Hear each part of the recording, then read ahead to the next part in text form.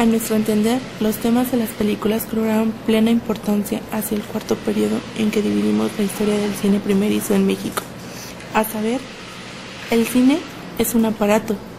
En 1995, 1990, el cine se difunde. En 1901 a 1904, el cine es la sala. En 1905 a 1908, el cine es la película. En 1909 en adelante, es decir, hasta que las películas por sí mismas atraparon la atención de los diversos públicos y se hicieron necesarias las carteleras cinematográficas de los diarios. Los espectadores de finales del siglo XIX y principios del siglo XX iban al cine para conocer los aparatos, reunirse en las salas de exhibición y disfrutar de las novedades que les ofrecían. Los empresarios de este nuevo medio de expresión poseían, por supuesto, la noción de lo cómico o lo trágico, que proporcionaban las tradiciones populares, las artes escénicas o la literatura, pero las películas de exhibición llamaban su atención por el simple hecho de proyectarse. Solo paulatinamente y en la medida en la que maduraron los recursos narrativos del cine, se formaron los gustos.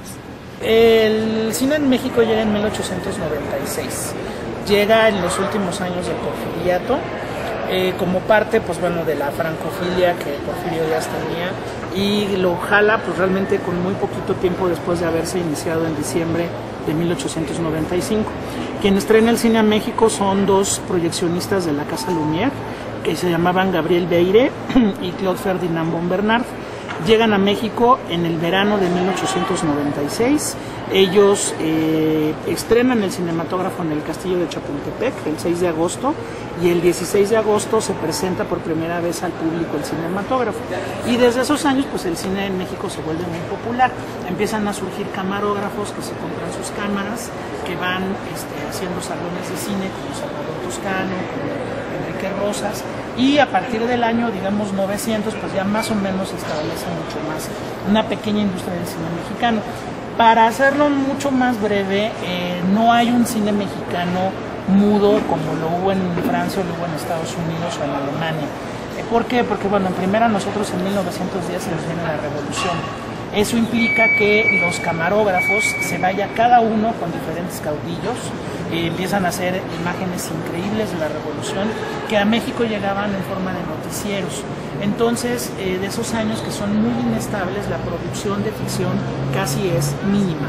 Finalmente, con la más o menos estabilización del país hacia finales de la década de los 10, es que empieza a haber películas importantes. Yo creo que la película muda más importante del cine mexicano es El automóvil gris, de Enrique Rosas, que es la recreación de este hecho criminal. Era una banda de maleantes que asaltaban casas allá por Tlalpan, por Coyoacán, que mataron a mucha gente y que fueron apresados y luego fusilados algunos de los miembros en el penal de Lecumberri. Enrique Rosas filmó ese fusilamiento real y lo pone al final de la película. Entonces, bueno, era un serial de aventuras, melodrama, era una película realmente muy padre, que desgraciadamente luego pues se fue mutilando con el paso de los años, se hizo una versión sonora muy mala y bueno, finalmente ahí llegó.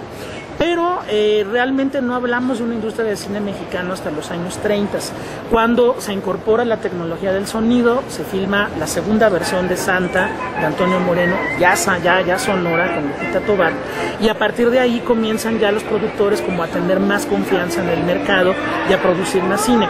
Los años 30, pues bueno, para mí son como realmente la época de oro del cine mexicano, porque no hay una censura establecida, hay experimentos artísticos padrísimos como Redes de Fred Zinnemann, que era la combinación de la fotografía de Paul Strand con la música de Silvestre Revueltas y una película ahí medio socialista, ¿no? El asunto.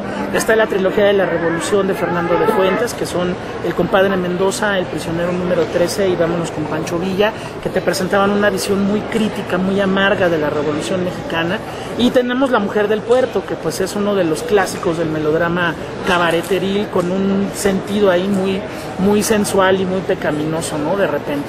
Pero a partir de una película que se llama Allá en el Rancho Grande, en 1936, que es una comedia ranchera, apoyada en un montón de estereotipos y todo para sobre todo gustarle al público del extranjero, pues no les gustó, les encantó, y entonces se abren los mercados internacionales del cine mexicano. Ello ocurre en el momento en el cual estalla la Segunda Guerra Mundial y Estados Unidos temía que en algún momento hubiera la necesidad de llamar a Latinoamérica a la guerra.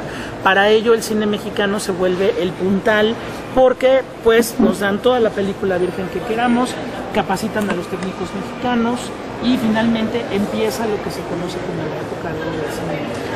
Ahí pues bueno, tendremos a directores como Emilio El Indio Fernández, que sin duda va a ser el de mayor proyección internacional. Tenemos a un cronista urbano como era Alejandro Galindo, alguien que le gustaba más el cine trágico, como Roberto Gabaldón, Julio Bracho, que era como el más intelectual de todos, y bueno, Ismael Rodríguez, que va a crear a ese monstruo maravilloso que es Pedro Infante, ¿no? Y tendremos a Cantinflas, tendremos a Tintán, tendremos un nivel de producción extraordinario realmente, la fundación de los estudios Churubusco, bueno, realmente cosas muy padres, un banco cinematográfico que era la principal fuente de financiamiento de ese cine, pero cuando termina la guerra todo esto se viene para atrás, porque Estados Unidos deja de importarle México como una cabeza de playa para esta atención latinoamericana.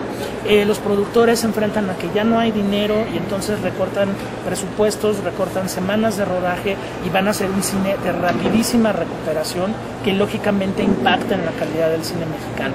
Entonces para 1948-1950 tenemos todavía grandes películas, está Una familia de tantas de Alejandro Galindo, está El Salón México de Indio Fernández, está bueno, sin duda Los Olvidados de Luis Buñuel, Aventurera de Alberto Bout, hay todavía muy bueno El Rey del Barrio con Tintán desde luego, pero ya es un cine mexicano que se va a enfrentar a una crisis terrible, sobre todo una crisis de calidad, porque esta calidad se va a ir cada vez mermando más para poder ganar más público, poder tener a tus sindicatos activos trabajando, y finalmente pues bueno, caeremos en una crisis tremenda durante los 50s y los años 60s, que terminará en los años 70s cuando el Estado toma las riendas de la industria y surge una época de oro nueva, pero es una época de oro para los directores, para el cine de autor, no para el cine de producción como era el cine de la época de oro, que además pues es donde están anclados hasta la fecha todos los grandes mitos del cine mexicano.